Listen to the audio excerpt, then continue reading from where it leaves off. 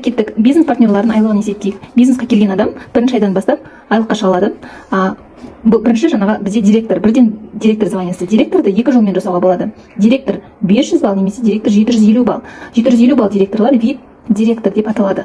Қараңыз, егер сіз бизнесқа келсеңіз, міндетті түрде өзіңіздің 50 баллыңызды жасау керексіз.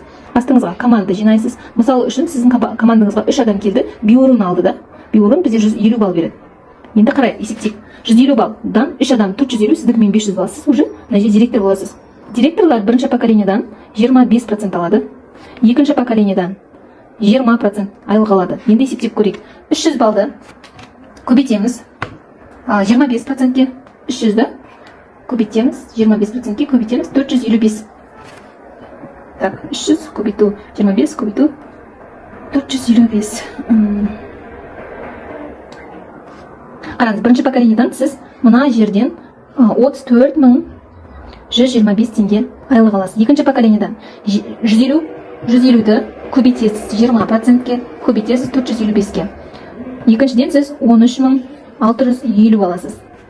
Тең болады, плюс 34.125, сізге 47.775 теңге. Мына жерде ақша шығады, айлық шығады. Плюс осыған 775, плюс осыған сіздің личный товарооборотыңыздан 25% кэшбэк қайтадан түсетін болады. Қараңыздар, қандай керемет, 50 баллыңызды көбейтесіз 25%-ке, көбейтесіз 455-ке. Сізден 5687 теңге. 5687 теңге. Тең 47.775. Общий сіз директор болып мына жерде 53.462 теңге айлық аласыз.